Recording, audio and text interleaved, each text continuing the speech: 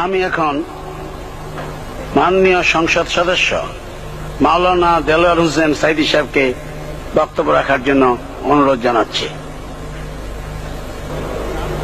নাহমাদুহু ওয়া নুসাল্লি আলা রাসূলিহিল কারীম ওয়া আলা আলিহি ওয়া আসহাবিহি আজমাইন।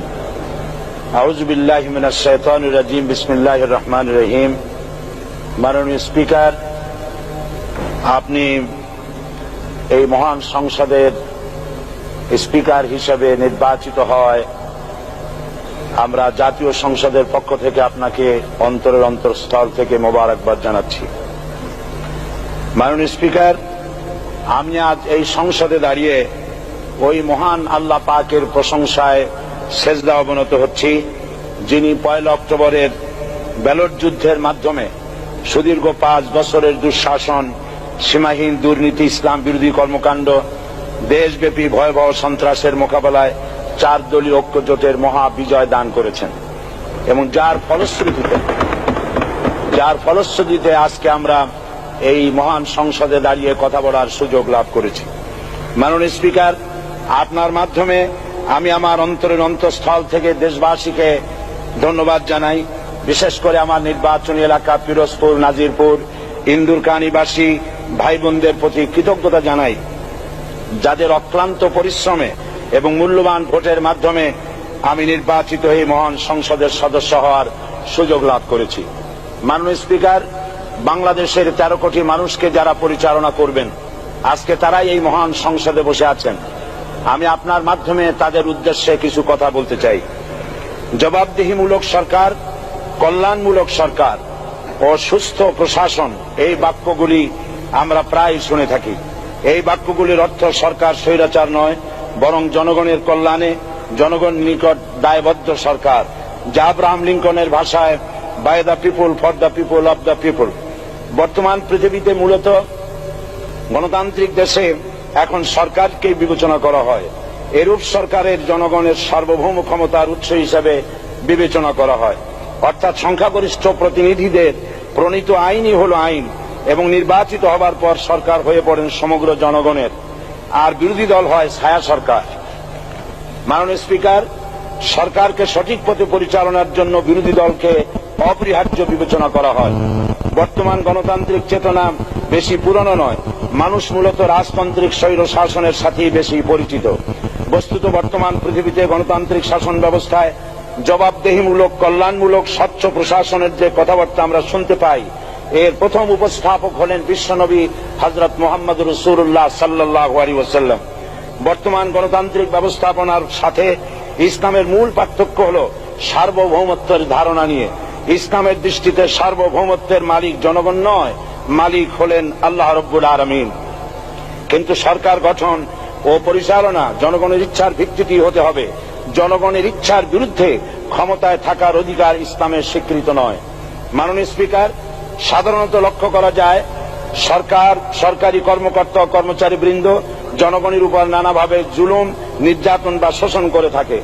জনগণের খাদেম না হয়ে তারা হয়ে পড়েন জনগণের প্রভু। তারা জনগণের সম্পদকে তসরুপ করে। এই অবস্থা থেকে মুক্ত করার জন্য রাসূল করিম সাল্লাল্লাহু আলাইহি ওয়াসাল্লাম সরকারি কর্মকর্তা ও কর্মচারীদের মধ্যে তীব্র দায়িত্ব অনুভূতি জাগ্রত করে তিনি বলেন, ঘুষ দাতা ও গৃহীতা উভয় জাহান্নামী। নবী করিম সাল্লাল্লাহু আলাইহি ওয়াসাল্লাম আরো বলেছেন, আমরা যদি কাউকে কোনো রাষ্ট্রীয় দায়িত্ব প্রদান করি, তখন সেই ব্যক্তি তার ব্যক্তিগত কাজ যতটা নিষ্ঠা ও আন্তরিকতার সাথে পালন করে, রাষ্ট্রীয় দায়িত্ব যদি সেভাবে পালন না করে, তবে কিয়ামতের দিন তাকে উল্টো করে জাহান্নামে নিক্ষেপ করা হবে। রাষ্ট্রীয় সম্পদ তসরুফের ব্যাপারে কঠোর হুঁশিয়ারি উচ্চারণ করে বিশ্বনবী মুহাম্মদ রাসূলুল্লাহ সাল্লাল্লাহু আলাইহি ওয়াসাল্লাম বলেছেন, রাষ্ট্রীয় দায়িত্ব পালনকারী কেউ যদি 1 টুকরা সুতা বা তার চেয়েও ক্ষুদ্র কোনো জিনিস খেয়ানত করে, তবে কিয়ামতের দিন খেয়ানতের বোঝা মাথায় করে তাকে উঠতে হবে। মাননীয় স্পিকার, আল্লাহ রসুল যে সরকার ব্যবস্থা প্রতিষ্ঠা করেছিলেন, তা সত্যিকার অর্থে ছিল জনকল্যাণমূলক সরকার। তার সরকারের দায়িত্ব পালনকারী ব্যক্তিবর্গের মধ্যে চরম দায়িত্ব অনুভূতি জাগ্রত করে দেওয়া হয়েছিল। এটা সম্ভব হয়েছিল কেবলমাত্র আখিরাতের তীব্র বিশ্বাস ও মহান আল্লাহর দরবারে জবাবদিহিতার অনুভূতির মাধ্যমে। মানুষের নিকট জবাবদিহিতা পাশ কাটিয়ে যাওয়া যায়, কিন্তু আল্লাহর নিকট জবাবদিহিতা পাশ কাটানোর কোনো সুযোগ নেই। মাননীয় স্পিকার, নবী করিম সাল্লাল্লাহু আলাইহি সাল্লামের সরকার ব্যবস্থাপনায় সবাই যেমন আইনের দৃষ্টিতে সমান অধিকার ভোগ করেছে, ঠিক তেমনি ভাবে রাষ্ট্রের নাগরিক হিসেবে সবারই মৌলিক চাহিদাসমূহ পূরণ হয়েছে। ঋণগ্রস্ত এতিম অসহায় জনগণ রাষ্ট্রীয় তহবিল থেকে সহযোগিতা লাভ করেছে। মূলত এটা জনকল্যাণমূলক সরকারের ধারণা বিশ্ববাসী তখনই প্রথম অবলোকন করে। মাননীয় স্পিকার, নবী করিম সাল্লাল্লাহু আলাইহি সাল্লাম সরকারি কর্মকর্তাদের বিরুদ্ধে কোনো অভিযোগ পেলে তখনই ব্যবস্থা গ্রহণ করতেন। আইনের চোখে সবাই সমান এবং এ কারণেই শাসকদের আত্মীয় স্বজন কারো পক্ষে সম্ভব ছিল না জনগণের উপরে জুলুম করা। খলিফা ওমর রাদিয়াল্লাহু তাআলা আনহুর এক ছেলে অপরাধী প্রমাণিত হলে সে দণ্ডভোগ থেকে রেহাই পায়নি, এমনকি এতে তার মৃত্যুদণ্ড হয়েছিল। আবার খলিফা নিজেকে আইনের ঊর্ধ্বে মনে করতেন না, তাই বর্ম চুরির ঘটনা আলী রাদিয়াল্লাহু তাআলা আনহু কাজীর দরবারে সাধারণ ফরিয়াদির মতো উপস্থিত হন। নিজের ছেলে ও চাকরের সাক্ষী যথেষ্ট না হয় কাজী খলিফার বিপক্ষে রায় দেন। এখানে বিচার বিভাগ ছিল সম্পূর্ণ স্বাধীন এবং শাসন বিভাগের নিকট তার কোনো দায়বদ্ধতা ছিল না। মাননীয় স্পিকার, এসব হলো ইতিহাস। মুসলমান আজ অনুসরণ করতে চায় না তাদের অতীতের গৌরবোজ্জ্বল কর্মপদ্ধতিকে। সে এখন কাফির মুশরিকদের কিরানক স্বার্থ পূজারী আখেরাতের জবাবদিহিতা শূন্য বাগাড়ম্বর এক জাতি। মাননীয় স্পিকার, যে জাতির এক পূর্বসূরি মাথায় আটার বোঝা বহন করে নিয়ে চললেন আর বলে গেলেন, মানুষ কেন, ফোরাতের কূলে যদি একটি কুকুরও না খেয়ে মারা যায় তবে এই ওমর রাদিয়াল্লাহু তাআলা আনহুকে কিয়ামতের দিন আল্লাহর দরবারে জবাবদিহি করতে হবে। আর আজ সেই জাতির দায়িত্বশীলরা জনগণকে অভুক্ত রেখে তাদের মুখের গ্রাসে ভাগ বসায়। জনগণ তাদের নিকট উপস্থিত হলে মনে হয় যেন গোলাম প্রভুর দরবারে উপস্থিত হয়েছে, আর অহেতুক উৎকোচ দাবি করে তাদের উপর জুলুম করছে। আর আল্লাহ পাক জালিমকে কখনোই পছন্দ করেন না। মাননীয় স্পিকার, আমি দৃঢ়ভাবে আশা করি এই অবস্থা কাটিয়ে উঠিয়ে আমরা রাসূল করিম সাল্লাল্লাহু আলাইহি সাল্লাম কর্তৃক প্রদর্শিত রাষ্ট্র ব্যবস্থার অনুসরণ করে একটি সুখী সমৃদ্ধশালী আধুনিক ইসলামী রাষ্ট্র পরিণত করে বাংলার প্রিয় জন্মভূমি বাংলাদেশকে আজ গোটা বিশ্বব্যাপী শোষণ, নির্যাতন, হানাহানি, অশান্তির মধ্যে, তাই আজ পৃথিবীর অধীর আগ্রহে অপেক্ষা করছে ইসলামের আলোকে এমন এক রাষ্ট্র ব্যবস্থার যেখানে দায়িত্বশীলরা আল্লাহ তাআলার কাছে জবাবদিহিতার পাশাপাশি জনগণ নিকটও জবাবদিহি করতে বাধ্য হবে। মাননীয় স্পিকার, অনেক ত্যাগ ও তিতিক্ষার রক্তের বিনিময়ে গড়ে উঠেছে আমাদের গণতান্ত্রিক প্রতিষ্ঠান এই জাতীয় সংসদ। এই সংসদের সম্মান রক্ষা করার দায়িত্ব আমাদের সবার।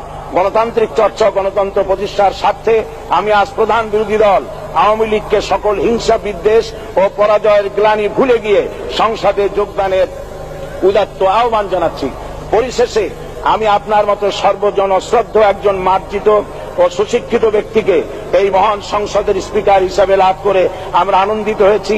আমাদের সংবিধানের সংরক্ষণ, সমর্থন ও নিরাপত্তা বিধান এবং আপনার অভিভাবক সুলভ নিরপেক্ষ আচরণ ও সংসদকে ধন্য করবে বলে আমরা বিশ্বাস করি। আপনাকে ধন্যবাদ। আসসালামু আলাইকুম ওয়া রাহমাতুল্লাহ। মাননীয় সদস্য মাওলানা দেলোয়ার হোসেন সাঈদী সাহেবকে আপনার তথ্যপূর্ণ ইসলামিক মূল্যবোধ সহ মূল্যবান বক্তব্যের জন্য ধন্যবাদ।